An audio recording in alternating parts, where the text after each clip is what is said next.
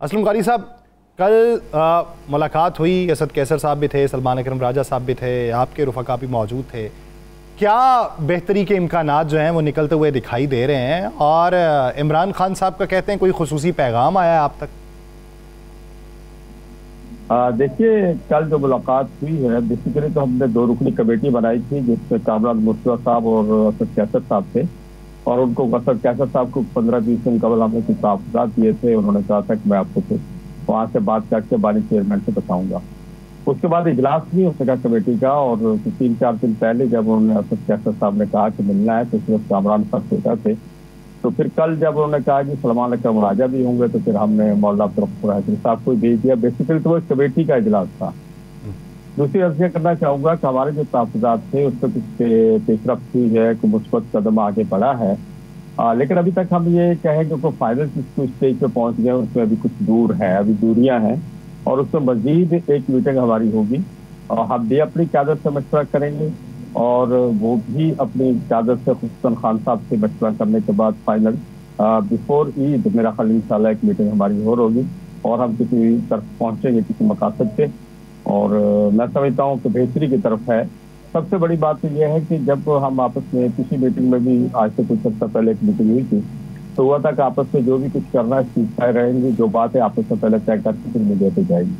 लेकिन इस दौरान पीटीआई के अंदर से कुछ ऐसी आवाजें उठनी शुरू हुई जो फिर हमारे लिए तशवीशनाक थी, जिसकी वजह से फिर जो हमारे यहाँ दूरियां कम हो रही थी बढ़ना शुरू होगी।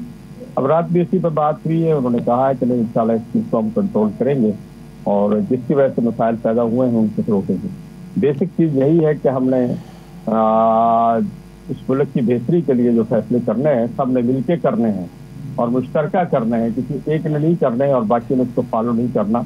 जब इत्तेहाद बनेगा फैसले इत्तेहाद के अंदर होंगे। और एक चीज और भी हमारी तरफ से हो रही है कि ऐसे टीम आए हमारे पास जो कि जो है बाकायदा जिसके पास अख्तियारात थी।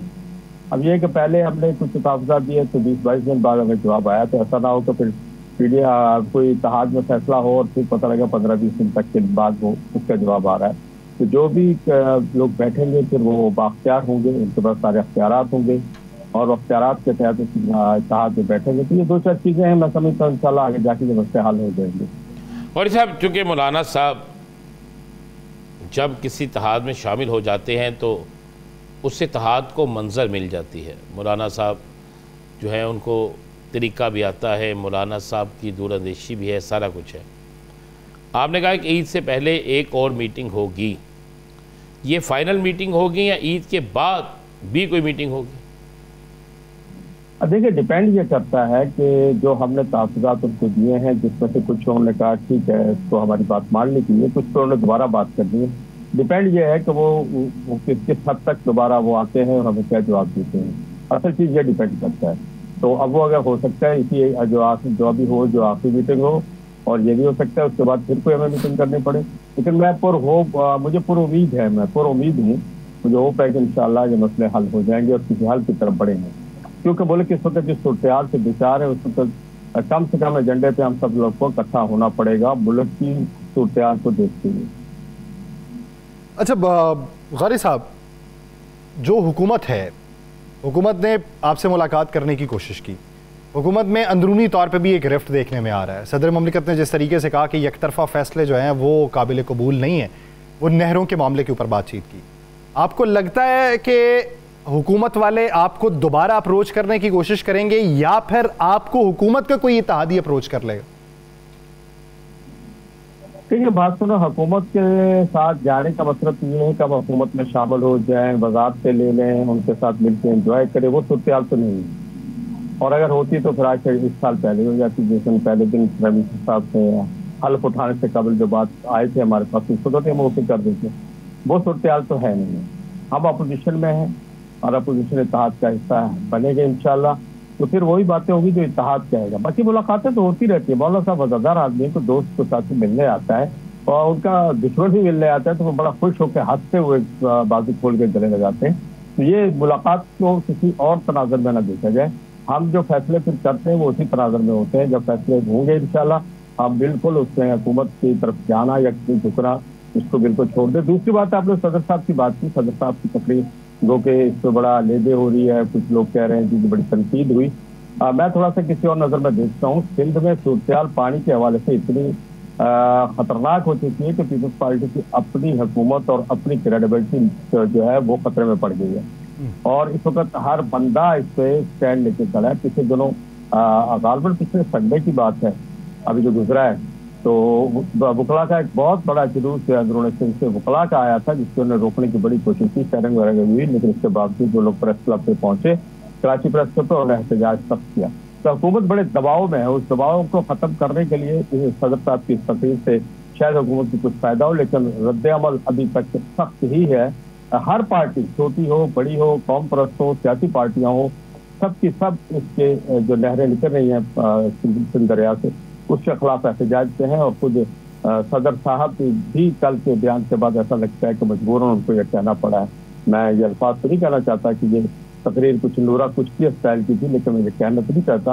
असल में असल अपोजिशन को बर्दाश्त करने के लिए जो रवैश हमने अपनाई हुई है कि असल अपोजिशन की गुफ्तगू को पीछे धक्का दे दिया जाए और हम खुद ही अपोजिशन बन गए एक दूसरे के साथ, मैं समझता ये उसी की एक कड़ी थी। लेकिन गौरी साहब, अब एक और बड़ा पॉइंट उठाया जा रहा है कि ये नहरें जो हैं ये दरियाए सिंध से तो निकाली नहीं जा रही हैं, और ये मंसूबा आपका तो है नहीं, ये परवेज़ मुशर्रफ के दौर का मंसूबा है। पहले से इस पे काम हो रहा था, पहले तो उज़र उठाया नहीं गया, अब बबांगे दोहल बात करनी शुरू की है तो उस पर उज़र उठाना शुरू कर दिया। देखिए, बात यह है कि ये तो जब जिन्होंने उठाने वाले शुरू किया तो पहले बताते हैं ना, तो ये तो क्यों कब्जा बताया गया कि ये सब दरिया सिंध से पानी दिया जा रहा है। तो अगर दरिया सिंध से पानी दिया जा रहा है तो सिंध के हालात इतने अच्छे नहीं है पानी के हवाले से। सिंध में बहुत बुरा हाल है, इवन कराची में पीने का पानी नहीं है। सक्खर शहर जो दरिया के किनारे पे है, और इसी तरह कोटरी हैदराबाद दरिया के किनारे पे है, वहाँ पीने का पानी नहीं है। रोड़ी में पानी पीने का पानी नहीं है। सूरत बहुत सिंध में पानी के हवाले से खराब है। और हमें जो मुआहदे हमारे दरमियान हैं सूबों के दरमियान में, उनको मद्देनजर रख के फैसला करना चाहिए। मुल्क जिस सूरत पे खड़ा हुआ है, हमें कोई ऐसा रिस्क नहीं लेना चाहिए कि पहले दो सूबों में जो सूरत खराब है हम तीसरे सूबे को भी उसको इन्वॉल्व कर लें। मैं समझता हूँ कि इस पे जो अदारे हैं, जो मुआहदे हैं, उन मुआहदों की रोशनी में जो पानी जिसका है उसको इसका हिस्सा मिलना चाहिए। गौरी साहब, ये परवेज खटक साहब को वजारत क्यों दी गई है? हजूर, मैंने तो आज चैनल पे कहा है, मैं यहाँ भी दोहरा देता हूँ कि मैं तो सिंध में रहता हूँ, मैं तो एहसास कमतरी का शिकार हो गया हूँ। बलूचिस्तान के भी एक दोस्त आज मुझे कह रहे थे हम भी एहसास कमतरी का शिकार हो गए। हम दोनों सूबों को वजारत दाखिला क्यों नहीं मिली? सिर्फ यही KPK और पंजाब में 3 वज़ीर दाखिला हो गए हैं। अगर हम दो को भी दे देते, दो सूबे, तो हम एहसास कमतरी से निकल जाते। क्या बलूचिस्तान के हालात बहुत अच्छे हैं कि वहाँ वज़ीर दाखिला नहीं दिया गया? तो मैं समझता हूँ हुकूमत वाली इस रिक्वेस्ट पे जरा गौर करेगी आपके तवस्सुत से कि हम दोनों सूबों को भी। आप चाहते हैं 4 वज़ीर दाखिला हो जाए या 6 हो जाए, 5 हो जाए? क्या चाहते हैं ये बता दे। इतना ज्यादा हो गया, अमन अमान उतना अच्छा होगा। मैं समझता हूँ परवेज खटक साहब जो है KPK का अमन अमान ठीक करेंगे। मोहसन साहब इन सब के हेड होंगे, नकवी साहब और जनाब तलाल साहब। तो माशाल्लाह, मैं तलाल साहब तो मेरे दोस्त भी हैं, मेरे इलाके के भी हैं, और हम एक ही हल्के में रहते भी हैं फैसलाबाद में। तो मैं तो बड़ा पुरुमीद हूँ कि तलाल साहब के आने से कम मेरे इलाके में डकैतियाँ, चोरियाँ और भत्ताखोरी और जो लोगों की प्रॉपर्टियों पर कब्जा, ये खत्म हो जाएगा। ठीक हो जाएगी। मुझे तो सुकून मिलता हुआ नजर आ रहा है। मुझे तो अपने इलाके में सुकून मिलता नजर आ रहा है। मैंने अभी तक उनको मुबारकबाद तो नहीं दी, लेकिन मैं समझ रहा हूँ कि जहाँ मैं रहता हूँ उस इलाके में कुछ सुकून हो जाएगा उनके आने से। लेकिन ये सुकून सिंध को भी चाहिए। और यहाँ जो कुछ कच्चे में हो रहा है, जो आज बलूचिस्तान में हुआ है, तो हमें संजीदा नहीं है। हुकूमत कहीं भी मेरे भाई संजीदा नहीं है, और ये गैर संजीदगी ही मुल्क को यहाँ तक ले जा रही है। अभी इतनी बड़ी काबीना के बाद भी सुनने में आ रहा है कि हम कुछ और वजीर भी लेंगे। तो एक तरफ आप हजारों लोगों को बेरोजगार कर रहे हैं, हजारों लोग, मैं आपको बता सकता हूँ KPK में बेरोजगार हो रहे हैं, पंजाब से निकाले गए हैं, सिंध से लोग निकाले गए हैं, और कुछ अदारे बंद किए जा रहे हैं। आज तक तो आप कह रहे हैं ये मईशत पे बोझ है, और दूसरी तरफ आप इतनी बड़ी काबीना बनाए जा रहे हैं, एक वजारत से 2-2, 3-3 वजीर बनाए जा रहे हैं। ये क्या तमाशा है कौम के साथ? कौम को बताया तो सी हुकूमत करना क्या चाहती है।